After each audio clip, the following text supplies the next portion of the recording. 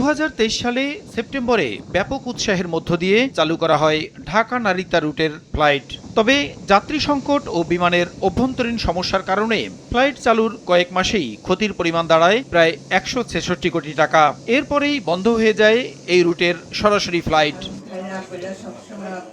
সোমবার সচিবালয়ে সংবাদ সম্মেলনে বেসামরিক বিমান পরিবহন ও পর্যটন প্রতিমন্ত্রী জানান, রুট পর্যালোচনা করেই আগামী 27 জুলাই ফের ঢাকা-নারিতার মধ্যে সরাসরি ফ্লাইট চালু হবে। 20 জুন থেকে শুরু হবে টিকিট বিক্রি। প্রাথমিকভাবে সপ্তাহে একটি ফ্লাইট পরিচালনা করা হবে। এদিকে 16 ডিসেম্বরেই থার্ড টার্মিনাল উদ্বোধন করা হবে বলেও জানান প্রতিমন্ত্রী। 20 জুন থেকে আমরা টিকিটটা ওপেন করে দিব, যেটা বিমানের ওয়েবসাইট সহ সকল ডিস্ট্রিবিউশন চ্যানেলে বিক্রয়ের জন্য উন্মুক্ত থাকবে। আমরা আপাতত একটা ফ্লাইট করছি। আমরা ফ্লিট বাড়ানোর সাপেক্ষে আমাদের এখানে 2টা থেকে 3টা পর্যন্ত ফ্লাইট করতে পারবো।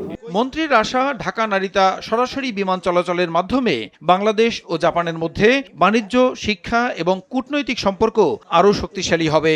জাপান ও বাংলাদেশের মধ্যকার দ্বিপাক্ষিক সম্পর্ককে আরও সুদৃঢ় করা এবং দুই দেশের মধ্যে বাণিজ্যিক, অর্থনৈতিক ও জনসম্পৃক্ত যোগাযোগ বৃদ্ধি করার লক্ষ্যে বেসামরিক বিমান পরিবহন ও পর্যটন মন্ত্রণালয় বিমান বাংলাদেশ এয়ারলাইন্সকে ঢাকা-নারিতা রুটে 30 জুনের মধ্যে পুনরায় ফ্লাইট পরিচালনার নির্দেশনা প্রদান করে। 45 দিন সময়ের প্রয়োজন হবে তাদের। আমরা 30 জুনে যেটা বলেছিলাম সেটা অন টাইমে আমরা করতে পারছি না, বিকজ জাপান সিভিলেশনের কিছু ফর্মালিটি যে কারণে কমিটমেন্ট করেছি, সেটা ইনশাল্লাহ 27 জুলাইয়ের মধ্যে আমরা শুরু করব।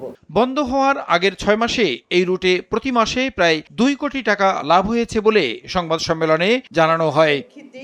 আজকে আমরা এখানে প্রসূন আশিস, সময় সংবাদ, ঢাকা।